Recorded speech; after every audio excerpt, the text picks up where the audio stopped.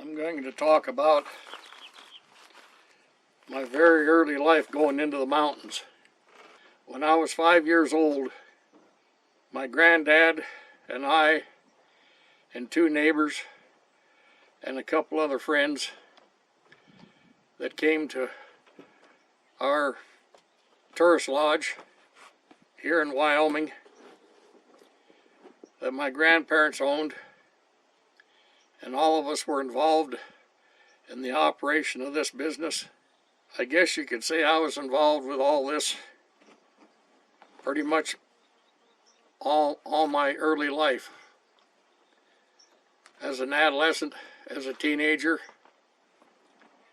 and twice a year in the summer, late July and August, we would take a pack trip into the mountains to fish. Now, it was a 13-mile pack trip riding horses. At the time, there were 6 of us. We had 10 head of horses to be able to camp, take all of our camp gear, our fishing equipment, and so forth. And there was a fairly high back in the backcountry mountain stream that was just literally full of brook trout. Now, brook trout, you know, they can be pretty tiny, and they can get, depending on their feed and the waters that they're in, they can grow to considerably size. Well, in this creek, you know, a 13, 14-inch brook trout was an awful big brook trout. Most of brook trout's around 7, 8, 9 inches. Anyway, we'd pack in the mountains, and we'd set up a couple of tents, you know, to sleep in. And we would cook and spend the night in the mountains for about 3 nights. We'd be gone about 4 days, maybe 5 days, 3 days, or 3 nights, or 4 nights, or maybe 5 days, depending. And this is something that we did year after year after year. And we'd fish the greatest share of the day, and you could catch a brook trout just about every time that you put your line in. Now, we were fly fishing with flies. All of us were fishing with artificial flies. And anyway, we only would keep enough brook trout, you know, to eat for the evening and probably for breakfast. Yeah, we had brook trout for breakfast too. Sometimes we had brook trout for lunch. And you're not ever going to get your fill of brook trout because they're just so wonderfully tasting. It doesn't take very long to cook one. They're not very big. Anyway, this location was in a huge, big meadow. Now, this meadow was probably 1.5 miles long or better, and something like a good half a mile or better wide at the widest part. And the stream meandered through this meadow, and the stream could be anywhere from 7 or 8 inches deep, just a small mountain stream at that time of year. And there could be holes that were 3 foot deep in that creek. And those deeper holes is where it held some of the bigger brook trout. Now, a brook trout, when it bites, I mean, that bites quick. And you set your fly in that brook trout's mouth, and they fight like the dickens. And in this area, it was very, very famous for moose. And we'd see anywhere from a dozen to up to 39 moose one day in that meadow. A lot of bulls. At one time, there was a bunch of 24 bulls at the particular time that we were there. we'd see cows, we'd see a few calves, and so forth. A lot of times those cows would kind of have the calves headed back into the, cover, kind of protect themselves and one thing another. And this was a this was a wonderful, wonderful experience. And I was riding horses fairly well at 3 and 4 years old and 5 years old. We had to cross the river and cross this creek about seven times, if I remember, to get back in that backcountry. Water just absolutely just crystal clear. And that time of year we didn't have too much problem with any kind of weather going on. Normally a pretty nice day, but just about pretty much every night the water froze. If you had a little bit of water in a pan, the water would be froze in the morning. And if you got up a crack of daylight and ate your breakfast and went fishing, there'd be edges or shallow edges around the creek that would be froze. So this was in late July and into August. And we go in about 2 or 3 weeks,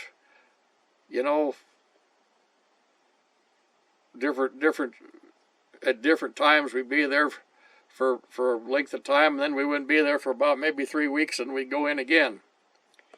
Well, one year we went in, and there was a huge big avalanche that come off the mountain. This was a big snow avalanche that had come off the mountain, and there was a lot of scattered trees and rocks in it. And now this avalanche at places were something close to 20 feet deep, tapered out, to nothing at the edges. And when we discovered this, before we left on our first trip, we had a bunch of brook trout, and we had them in plastic bags, and we'd take those brook trout, we dug a snow in the ice bank of that snow field, and we would bury those fish in the, a couple of feet deep, had it in the plastic bags. And when we came in a few weeks later, as soon as we hit camp, we'd go over and dig the fish out of the bank so that we could cook a meal. And we did this for about 2 or 3 years. I think it was 3 years that huge snow field lasted before it melted away. And so we had our own deep freeze there in the backcountry.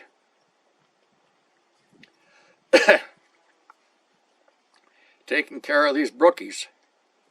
And they were favorite patterns and whatnot that I used to catch these brookies. I suppose you probably could have caught them on just about any fly, but there were particular flies that I used. I used a fly made with deer hair. It was deer hair, and it was called a humpy. And then I used another fly, which has been famous for years, royal wolf. Used a royal wolf. And some Adams. Adams kind of, imitated a mosquito. And you had to have plenty of mosquito repellent along, because there were a fair lot of mosquitoes, depending on the time of day and the temperature. The mosquitoes would be around, so you had to have, some mosquito repellent, some off or something like that, that you could spray on. And normally the sky was always just beautiful blue, and everything was clear. And you could just sleep so wonderful in that cool mountain air, because the sun went down fairly early, because the high mountains that surrounded this basin where this meadow was, blocked out the sun fairly early part of the day, so you'd lose the sun, and on into the evening. But these brookies, they were active. They were active all the time and always hungry as can be. And this was a wonderful, wonderful, experience. And this pack trip, this fishing pack trip, basically, gave me a lot of ideas looking at the country and paying attention to the movement of the game. We'd see elk, we'd see deer, an occasional bighorn sheep, but it was very, very known for moose. And this is part of how I learned. Nobody ever showed me how to hunt anything. I taught myself how to hunt. I read the sign. I read the country. I paid attention to the game movements, the game patterns, and what everything was like. And there was one of these trips, our neighbor had several big workhorses. They were big draft cross horses, big horses, Brownie and Blackie. And I guess he had 3 of them. There was another one by the name of Thunder. And, I rode Thunder out of that country. When I was about 8 or 9 years old. I think it was August of the year I was 8 years old. And I had to get off, to leave a leak. And when I got off, the damn horse stepped on my little foot. Now, that draft cross horse has got a hoof about this big around. And I'm going to tell you, I had to keep smacking the shoulder of that horse to get it to move its hoof a little bit so I could get my poor little tiny foot out from underneath it. And anyway, we always had rain gear. We always had air mattresses for our sleeping bags. Good decent waterproof tents couple of tents that we'd set up, and cook out over an open campfire, and eat brook trout, fried potatoes and beans. Take along some bacon and some eggs and pancake mix, and make pancakes. And this food always tasted so much better cooked over a campfire than it does at home in your pan at home.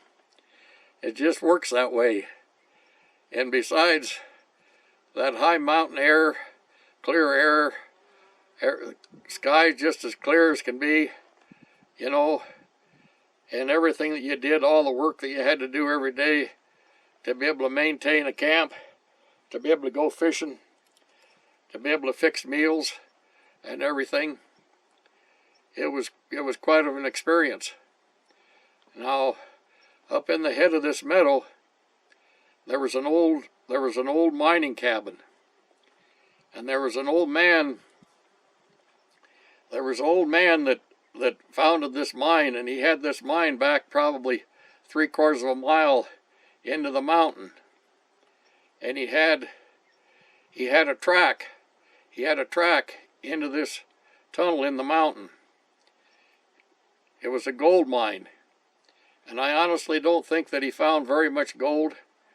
But out at the front of the mine, where he dumped out the mining cars, he had a couple of mining cars that he hauled things out in, and sorted all through this stuff. There was a lot of iron pyrite. Iron pyrite is a good indicator of where there is gold, and there was a lot of iron pyrite. But this old man was very secretive, and I don't think that, if he found very much gold, he wouldn't tell you in the first place, because he was secretive and it really wasn't any of your business. He was an old individual. He was a guy about 100 110 pounds soaking wet. But this guy could work all day, you know, and in this country, just nothing but a trail that goes in there. You got to cross the river shortly from, you know, to get in there.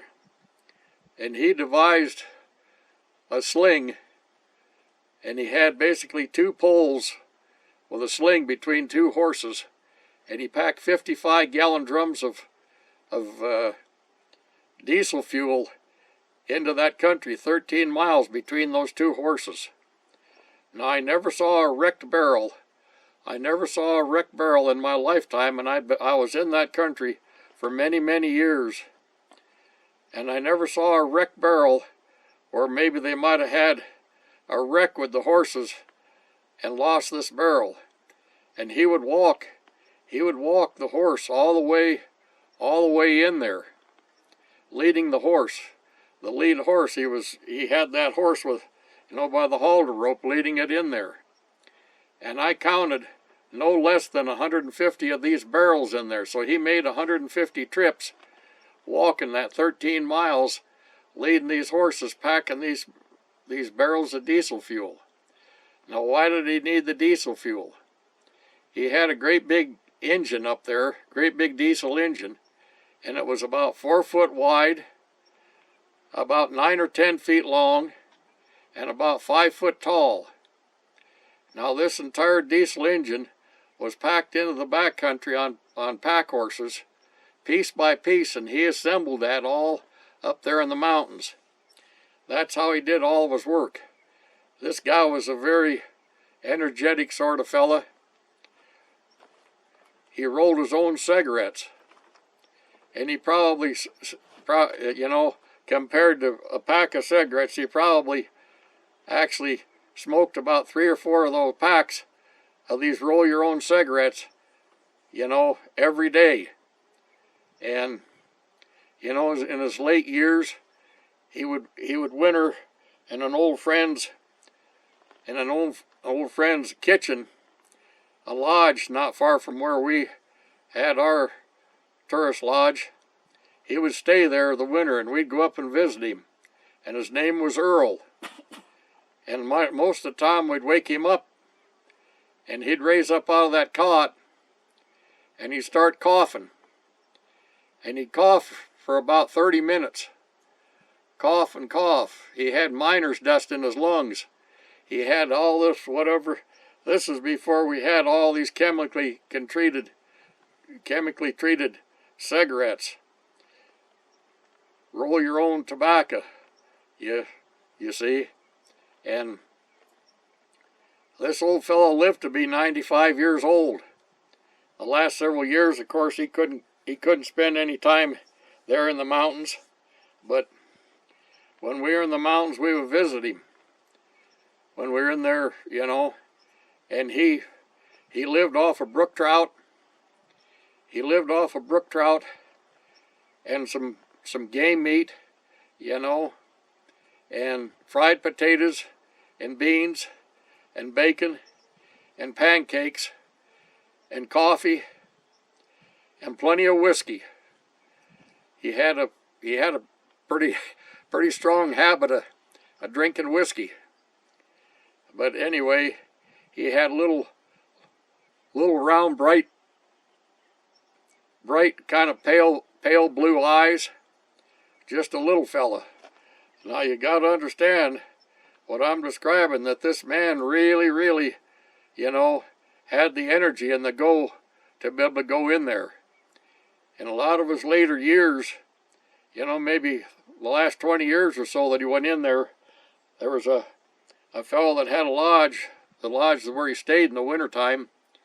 He was there all by himself because the fellow would go to the east. Now this fellow was a real hand in the mountains. He was a real hunter, and he'd pack Earl in the spring, you know, with a 100-pound sack of potatoes and a lot of provisions and one thing another. And back in the mountains like this, you know, this was a situation when you saw when you saw an elk or a deer or a moose, you killed it and you hung it up. And that's what you lived on. That was part of your staples, was killing an animal and be able to live on it. Well, that's what he did. And before I was born, my granddad become familiar with this old man, and it was during the war. And my granddad's tourist lodge and big game outfitting business was dead because the war was on. There was nothing going on. And my granddad wasn't too happy. You know, he got caught in the midst of all this with World War II, and he got invited into the mountains in there with Earl. 2 Earls. My granddad's name was Earl. And he spent about 3 weeks in there in the mountains, and they ate game meat and brook trout and fried potatoes and beans and pancakes and some bacon and one thing and another. They ate very healthily, you know. And basically Earl was pretty healthy, aside from this lung problem that he developed from the miner's dust and the cigarette smoke and one thing and another. But anyway, he was in there. My granddad was in there with him during World War II, and he decided it was time that he needed to come out. He was worried about, you know, what was going on. My mother and my grandmother were at the lodge, and they came out, and when they got to the highway was moving with all kinds of cars, so they knew that the war was over. And, you know, my granddad was in there during the time when the bombs were dropped over Hiroshima.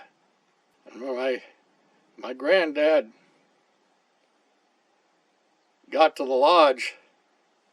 This old man had an old Model A that he parked back by the highway near the corral, and he took my granddad down to the lodge. And the lodge that he owned, there was a lot of Japanese staying there, and my granddad and helped, and my grandmother and my mother and a neighbor helped these people that are traveling.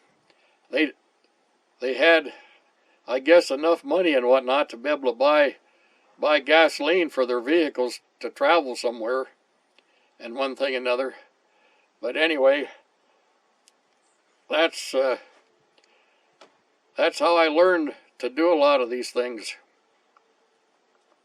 And I went into those mountains from the time I was 5 years old to the time I was 18 years old, doing this year after year after year. And since then, this entire meadow has been growing up with willows. The reason that all these willows are here, because there's no moose left. The bright idea of introducing an invasive species, the Canadian gray wolf, into Wyoming. Wyoming killed, you know, these wolves quick found this haven of moose, and they just simply killed and ate all the moose. They just disappeared from that country. And yes, at this point in time, from time to time, but not as on a regular basis, there may be a moose that travels through there. There might be one individual moose. And the willows are so tall, you can hardly walk through them, and they're so thick, anywhere from a few feet to 15, 20 feet tall, these willows are growing up. And so it changed the graze for the wildlife. Besides, that wildlife was eaten out of that country. This is still a good place to go and catch a few brook trout. And the last time I was in there, I don't know, it was about 6 years ago or something like that. I was in there by myself with a couple of horses. Spent a couple of days. Caught a couple of meals of brook trout. And I could hardly get around in all those willows. Now, this creek was anywhere from about 4 or 5 feet wide to 20 some odd feet wide, depending on where it was and the depth of it.